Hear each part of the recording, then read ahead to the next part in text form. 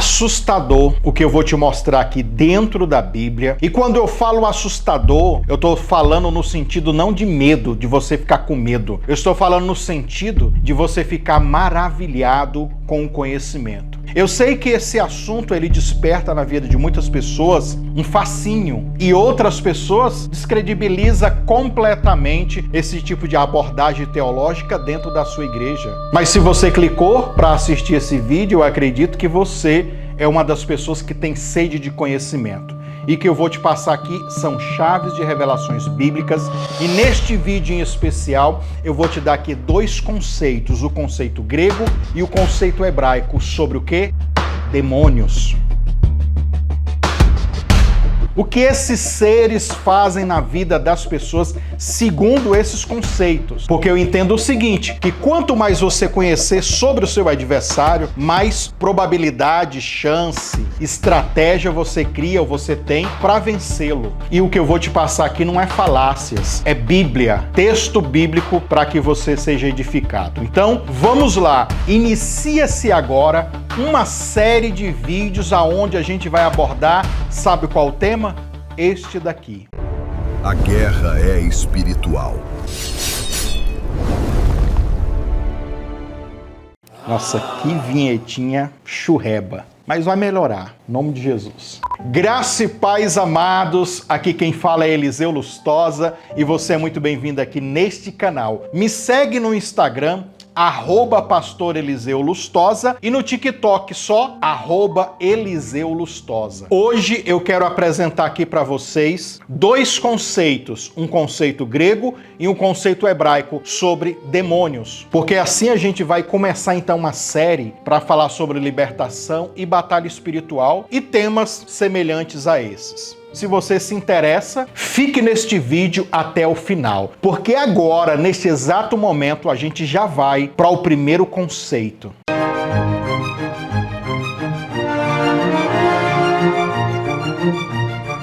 E o primeiro conceito para falar sobre demônios é o conceito que nasce com a palavra daimonion. É lógico, é um termo grego. A concordância Strong's fala que significa o quê? Veja só, um espírito maligno, demônio, espírito inferior, ser espiritual hostil a Deus e aos homens. Lonaide, que é outro dicionário, outro lexo, ele vai dizer o seguinte: um ser espiritual maligno que exerce influência negativa sobre os humanos, um espírito impuro, geralmente identificado como um servo de Satanás. A etimologia dessa palavra, a raiz de daimônio, vem de uma outra palavra grega que é daio. E olha o que significa daio: dividir, distribuir. E isso traz uma ideia então de um espírito que ele distribui, que ele divide o destino das pessoas. E aí no conceito judaico-cristão nasce o entendimento então de que todas essas expressões para daimônio são expressões que remetem a espíritos malignos, espíritos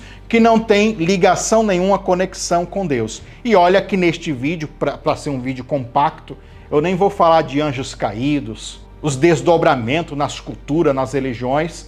Aqui eu quero te dar coisas centrais e talvez falar coisas para vocês que você ainda não ouviu falar sobre esse tema. Mas olha uma curiosidade aqui sobre essa palavra daimônio. Ela aparece 63 vezes no Novo Testamento. Porém, existe uma palavra, que é a palavra grega daimon, que daí veio daimônio, e ela aparece uma única vez em Mateus capítulo 8, versículo 31. A expressão daimon, que é essa que aparece uma única vez, ela remete a um Deus, a uma espiritualidade, para os gregos daquela época, seculares, divina. Estrutura da palavra daimonion é o diminutivo de daimon e se forma assim: daim mais sufixo diminutivo ion, portanto, daimonion é igual a pequeno daimon, ou literalmente pequena divindade,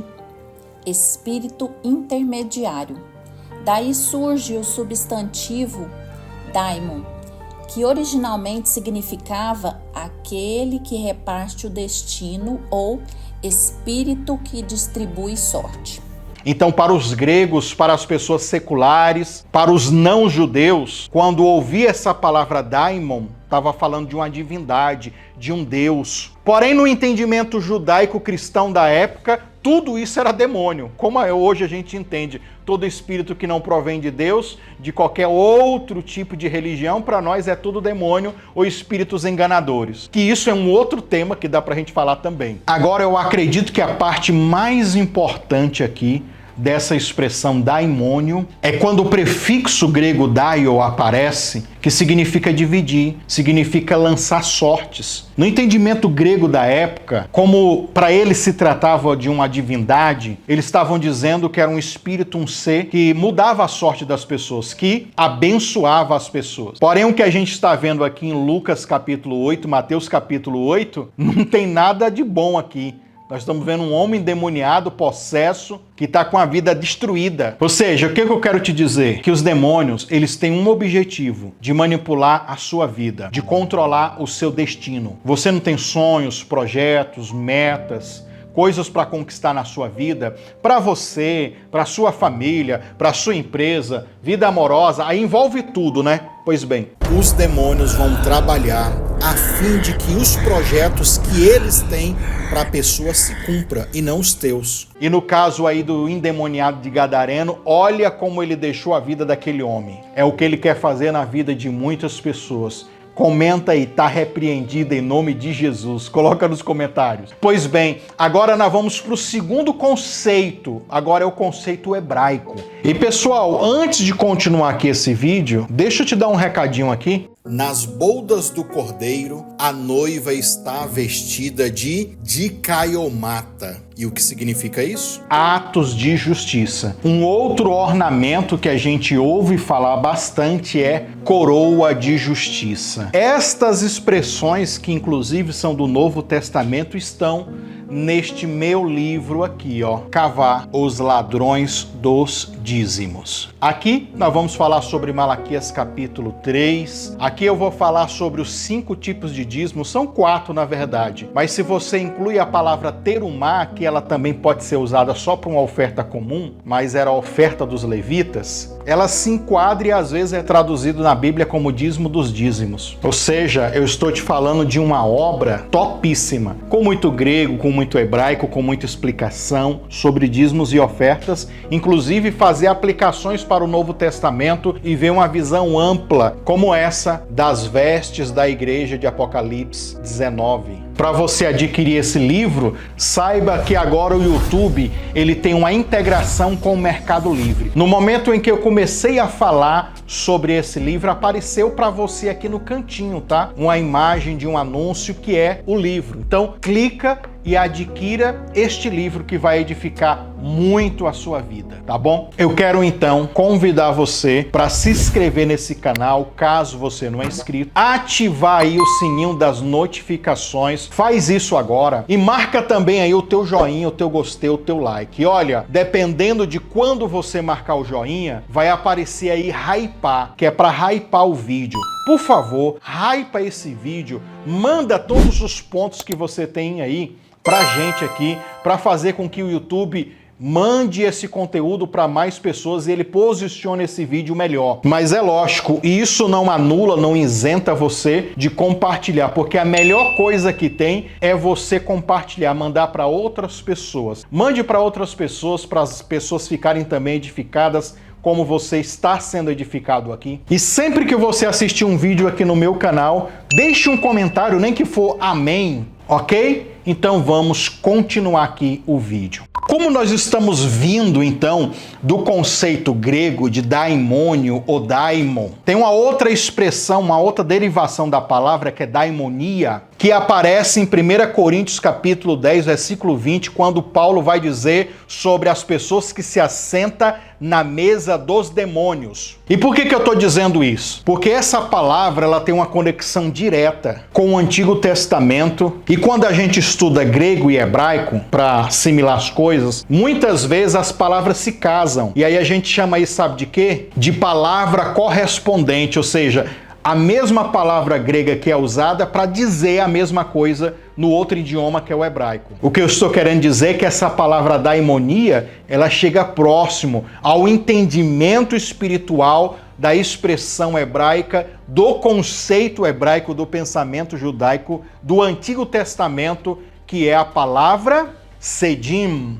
E por que tem essa conexão? Porque, querendo ou não, Paulo está citando Deuteronômio capítulo 32, versículo 17. Aquilo que ele está falando em 1 Coríntios é o que ele leu em Deuteronômio 32. Ele está fazendo essa conexão, essa correlação. Sedim é o plural da palavra hebraica shed, que significa demônio. O termo aparece apenas 2 vezes no Antigo Testamento, que mostra que era raro, mas carregado de um simbolismo teológico.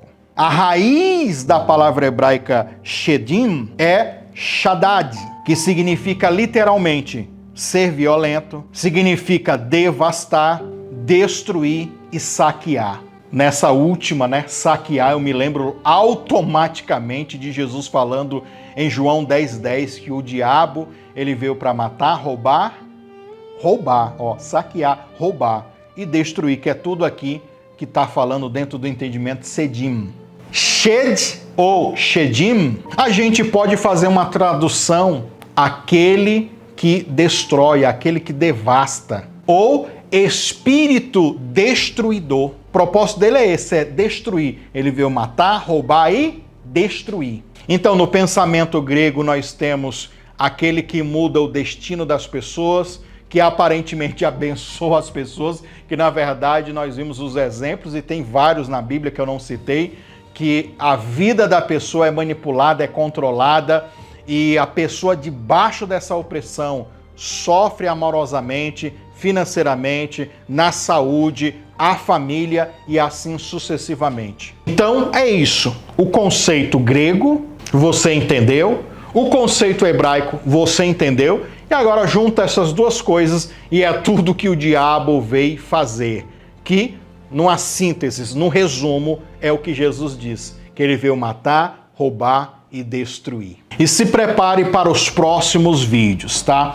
Irmãos, eu estou fazendo esta série de vídeos por recomendação do próprio YouTube, da plataforma, porque eu quero ver se eu engajo o canal com outros conteúdos. São conteúdos que o YouTube está me sugerindo. Eu fiz uma pesquisa, eu conversei até com a IA do YouTube aqui para ver o que ele me fala, e ele me falou sobre uma possibilidade de eu fazer esse conteúdo aqui para ele dar mais alcance para o nosso canal aqui. Então, assim, eu vou começar a separar. Você sabe que eu tenho vários canais, né? Eu vou separar alguns canais para postar esse tipo de conteúdo aqui e outros para ficar só com orações e os devocionais que a gente faz diário de oração, tá bom? E uma outra coisa que eu quero falar para vocês é, eu já tenho aqui esboço para fazer 6 vídeos dessa série. Eu vou fazer os 6 vídeos? Vou. Ah, vai ter mais do que esse? Pode ser. Eu vou ver a repercussão, se tá dando view, se o pessoal tá gostando, se tá compartilhando, se tá comentando.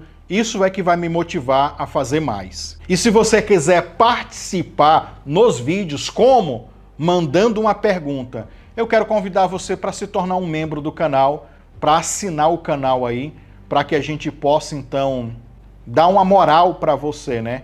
Então, você que é assinante do canal e está assistindo esse vídeo, mande uma pergunta sobre algum tema desse daqui de libertação, de demônios, e sobre essa série. Não precisa ser agora.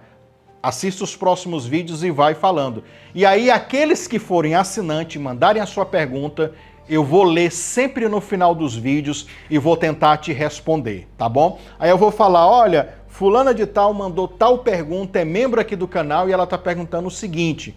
Aí, segundo a sua pergunta, eu faço a resposta. Então, é uma forma de vocês participarem ativamente, né? Então, se torne um membro, assina aí e mande a sua pergunta pra gente. Quem sabe já no próximo vídeo eu coloque aqui a tua pergunta, tá bom? E a pergunta é postada nos comentários, tá? Eu vou ficar vendo os comentários aí. Fechou? Que Deus abençoe você, um forte abraço, um beijo no seu coração, até o próximo vídeo.